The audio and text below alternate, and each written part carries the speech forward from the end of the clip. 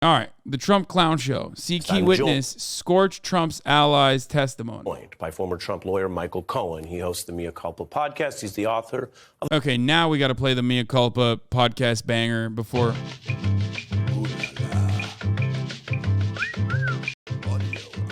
This is my mea culpa. Oh, baby, don't lie for me. If I tell you my story, don't cry for me. I did my time, that's fine by me. This is my... Bro, what did he hire the fucking Sopranos intro music guy? Like, what the fuck's happening? It's crazy. I was on this podcast and I didn't even fucking know that this theme music was, I was on this podcast. For those of you who don't know, Michael Cohen is a former friend of the show, maybe current friend of the show. Who knows? I've been on his podcast.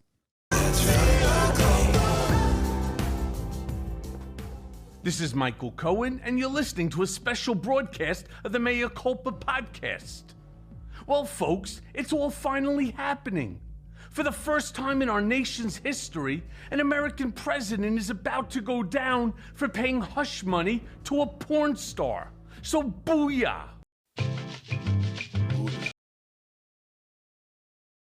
None of this is a satire. This is real, bro. He literally is he is this guy. You'll hear him now. Of the book, Revenge, How Donald Trump Weaponized the U.S. You have been in the news a lot. Thank you for being here on The Beat tonight. It's always good to see you, Ari. You went down there today. Did you testify? I did not. I was asked to be a potential rebuttal witness.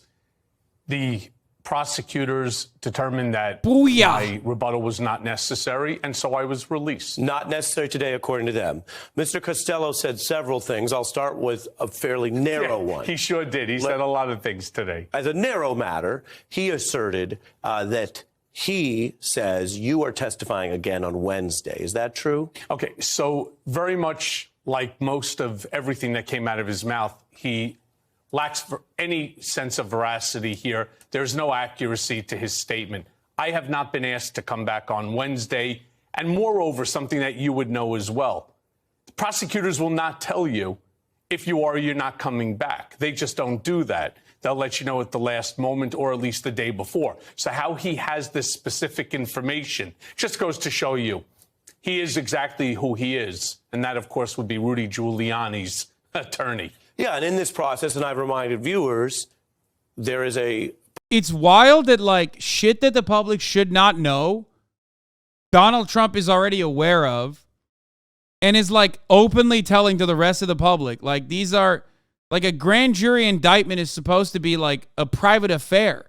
Because you don't want the grand jury to, like, feel pressured from the motherfucking person that they're indicting. And that is precisely what Donald Trump did, by the way.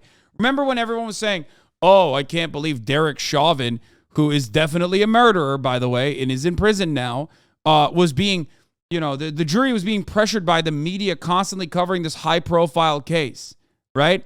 Like, that's witness tampering. That's, destroying the fucking actual, the veracity of the court. That's destroying the fucking actual sanctity of the court, whatever, right?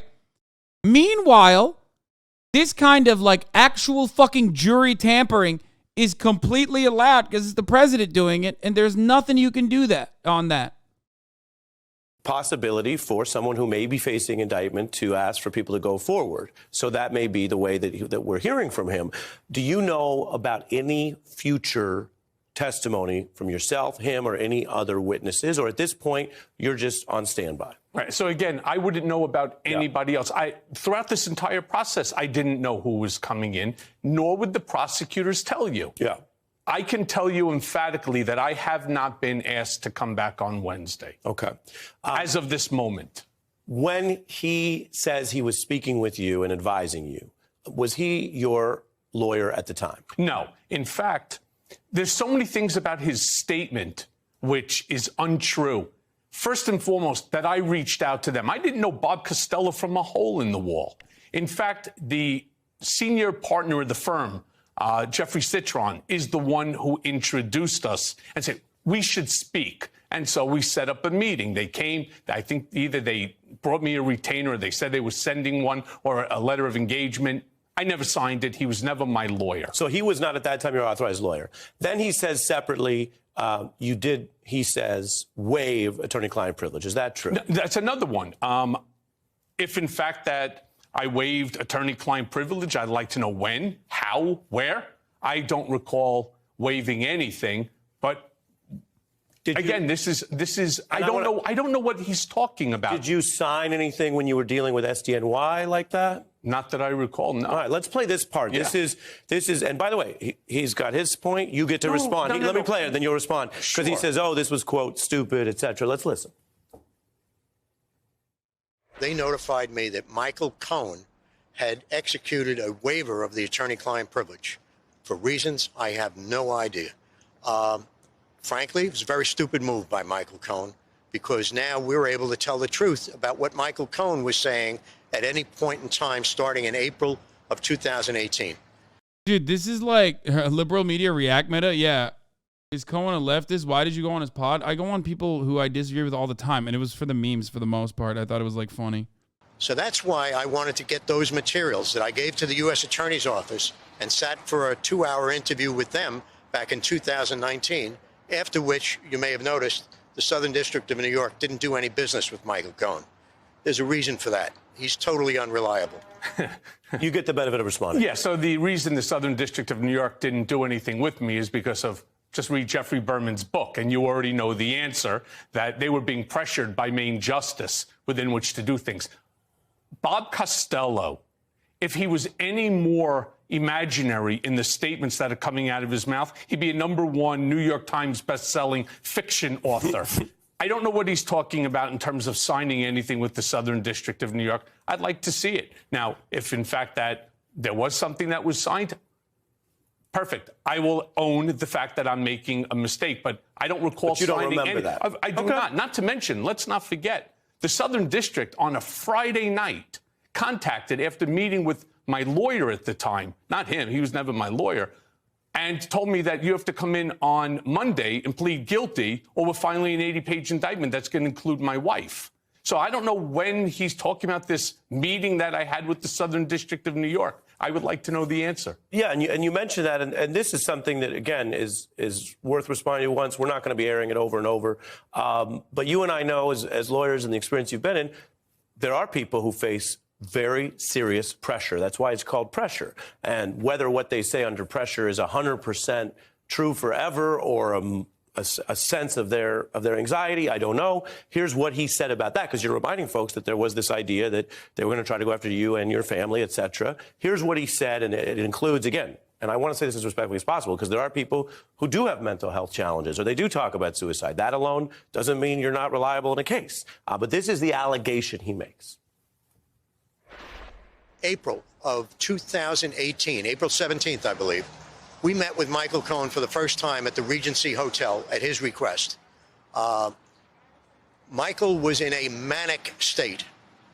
He told us that he had contemplated suicide, that he had been up on the roof of the Regency. Okay, I got to say something here. Like, I mean, one, this guy is cooking Michael Cohen. And Michael Cohen himself is really not reacting that hard. Like, not to be a guy who says, like, maybe react a little harder, forehead, but, like, honestly, react harder, Michael Cohen. Like, what the fuck's going on? What is this? What is this?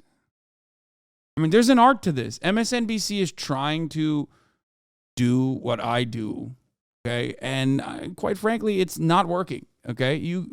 There's an art to what this is, okay? A lot of people don't understand the work we put in. Like, for example, sneaking in an order for a sweet green salad in between the MSNBC clip. You know what I mean? This is not easy. Not everyone can do it. But I can. There's an art to running the top of the hour ad break in between moments and pausing and acting like you didn't actually forget and that you were reminded by glancing over at the chat. But still, it doesn't matter. Fuck you. That still debated you regardless. And now everyone is going to say 3 out of 10. But it doesn't matter because we all know in your heart of hearts that it was a 9 out of 10. Not everyone can do that. Not everyone can serve the top of the hour ad break and then tell you that if you no longer want to see those ads, all you need to do is subscribe, which you can do for $5 or for free with the Twitch Prime. while simultaneously logging my calories in from last night because unfortunately Chipotle was closed by then. So I had to order Chick-fil-A.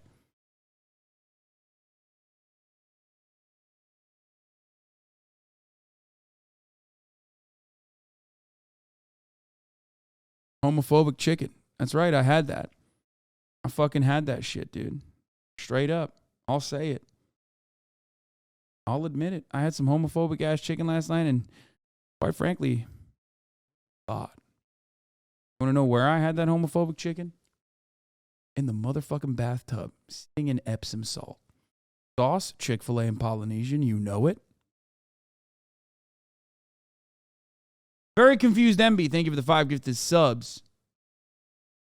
Allowing 5 people to no longer see the ads.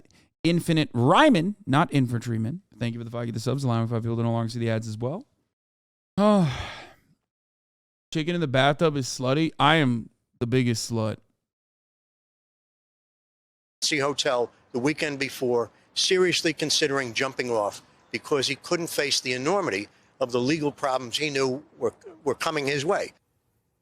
Is that true? Well, parts of that are Replay actually it true. back. I was incredibly distraught. Remember, I have never in my life had an issue with law enforcement. Actually, one time in 1985, I was driving back to college. I was going 13, 14 miles an hour over the speed limit, and I got a speeding ticket, the one and only in my entire life. Other than that, I've never had run-ins with law enforcement. Yes, so let me put it like this. I mean, it almost seems like in that pressure, you shared or confided in Mr. Costello. Yeah, and now he's trying to say that because you were stressed. Bro, this is literally like Twitch streamer drama, but like with actual legal consequences, like legal implications, and related to the fucking president. I'm like losing my mind. Michael Cohen is like, you know, Michael Cohen is like saying like, you're leaking the DMs. I confided in you when I felt in my weakest moment. That doesn't make me a bad fucking witness in this situation. That doesn't make me a bad character witness.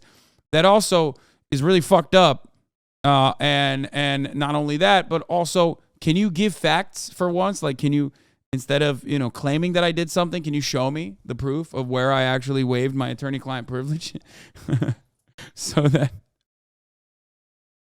and the other guy's like, no.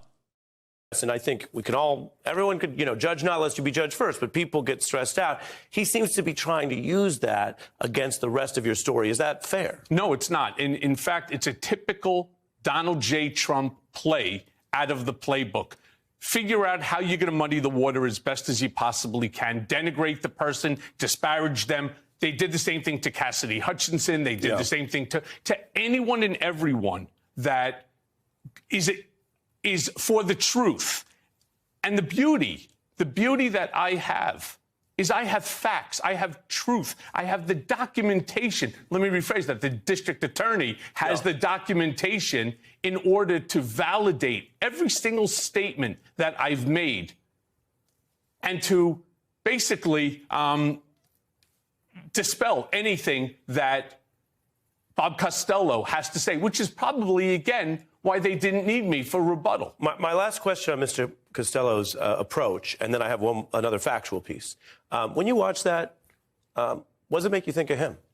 Well, I think he's a clown, which is exactly why after the repeated attempts to get on my legal team or to be my attorney, which of course was all directed by Rudy and those that be there in Washington, D.C. at the time, I had no interest. And there's even statements me hanging up on him, and we had some arguments on the phone where I want to be left alone by you. So you think Mr. Giuliani and others may have been trying to use him to play like he was on your side and then use that against you, which seems like part of what he's doing today. Yes, it seems like it to me, too. Yeah, and by the way, I'll mention, and you know how we are around here, Mr. Costello's invited on. And if he wants to come to the table and speak the way you have. And so he should. I've invited him on that. Here's the factual claim he makes. Maybe factual, maybe not. But he, like Mr. Tacopina, argues that basically you were out here just doing. This part is so boring. Like, I don't understand.